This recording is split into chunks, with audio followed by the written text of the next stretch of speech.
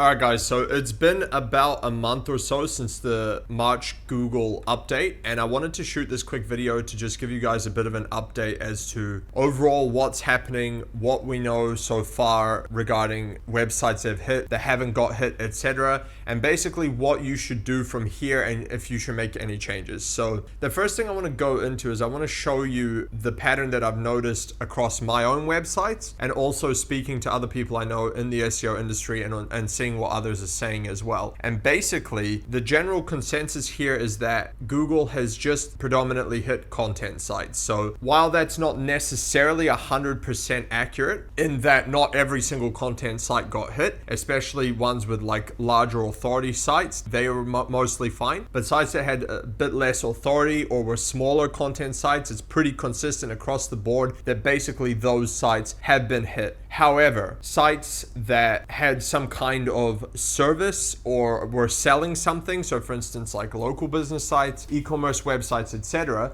who were using content strategies have largely been fine. Especially in my case, I'm definitely seeing this, and I've seen other people mention this as well. So basically what has happened here is you're basically screwed if you've got a content site. However, if you've got a site that isn't purely content, is actually selling something, then largely you've probably passed through this okay. Again, some of those have probably been affected, but I personally have not seen a single site, at least across the ones that I'm managing, that was actually a service-based business or an e-com store and that one got hit. And I'm going to show you a couple of examples here of websites that I've been working on. You can see here for this first one, this is over 2 years. You can see this graph here, and yes, this is SEMrush, and these traffic graphs are not necessarily accurate, although this one actually is in analytics as well. But what's important here is you can see with the keywords, this one hasn't dropped. Now, with all of these sites that I'm going to show you here, I've been using the strategy that I've been showing in my other videos, where I write content with ZimWriter and then I edit the content and then upload it to the websites. And so this is also proving that it's not AI content specifically that was targeted.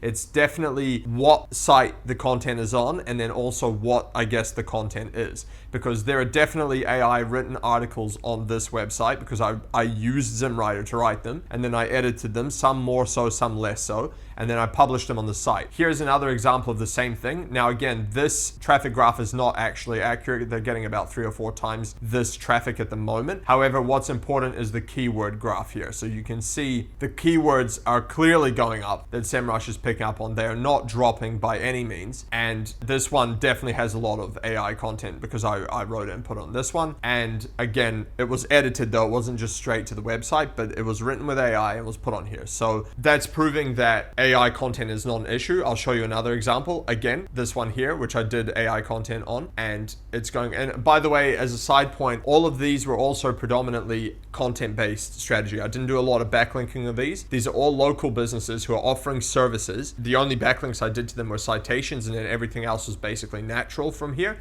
You can see that this one as well has been going up. The keywords have not dropped at all, and this one as well. You can see this one is also increasing in terms of traffic and keywords. At least this one is somewhat flatlined, but it definitely hasn't gone down. And if we see all time, you can see that it's going up. So there's 4 examples of local businesses who are actually selling something whose site has not been hit. Now, again, I have other sites as well, some that were released relatively recently, some that were older. And like I said, no site across all of the sites I'm managing except my own content only site, which is my site that I've spoken about previously in other videos. That one got hit by the updates, and that was a content only site at the time. So basically, we can see what the pattern is here, and I'm not the only one who will talk about this pattern. There's other people who've found this exact same thing. So the question now is, what do you do from here? So basically what I'm planning from here is with the local businesses, I'm going to just continue as I have been till now because it's clearly working. So unless I find some other information that leads me to believe I need to change this strategy, I believe for real businesses who have websites, so like e-com stores and local businesses or even national businesses, if you're having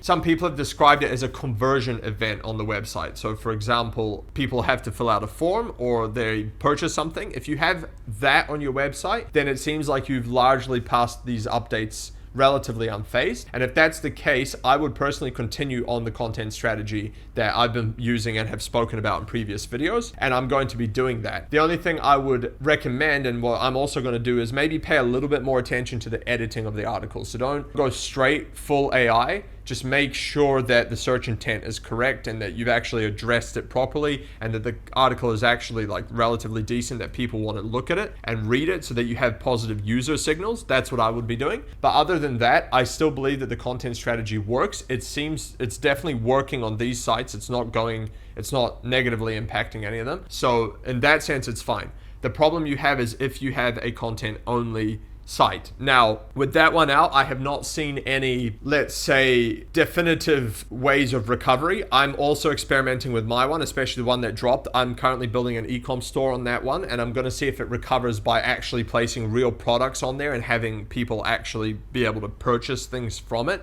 and actually sell those products as a genuine now e-com store, and hopefully use that previous content to help that rank once Google recognizes that it's actually an e-com store. So we'll see if that one recovers. Other than that, I have not seen any other definitive, and I'm not even sure if that's a definitive way to recovery. The only thing that I have heard of is that some people have had success with redirecting the URL, so the affected URL, just shifting everything to a new domain and then redirecting the domain to the new one. And apparently that can lead to a recovery, but who knows if that's going to be a long-term solution. I imagine if Google decides not to correct this mess that they've seemed to have created, that they're probably going to update it to then eliminate that option as well, meaning like affecting any redirected website that was affected and then the one that's been redirected to as well. So on that one, I probably wouldn't rush personally to do that. It's an option potentially in the future if the site doesn't recover, but I wouldn't jump to do that right now because who knows what's going to happen. So at this point, it seems like there's quite a bit of a mess on Google, and most people agree with this. I would hope that they're trying to correct it, but who knows if they will or they won't. So I think waiting in this case is best to see. Now, what I think is more important also is if you were intending on starting a content only site as a future project, that might not be the best approach. Now, while some people are definitely having success with content only sites, I would argue that it's probably a riskier business model at this point, and you might be better off looking at some other type of business model. Like let's say, for instance, instead of building like an affiliate blog, you might be better off going into something like a rank and rent business model where you're actually, doing a website with services being offered and then selling the leads, for example, because that's more likely to rank, at least in this current climate. So for now, I just wanted to give that update now that we have a little bit more information than like initially when the update happened. Unfortunately, there's still a lot of uncertainty and nobody really knows what's going on. And really, this is just one massive mess. So we're going to have to see what happens in the next couple months and see if there's any recovery methods that do actually work. So once I find more information or more information comes out, I'll make another update video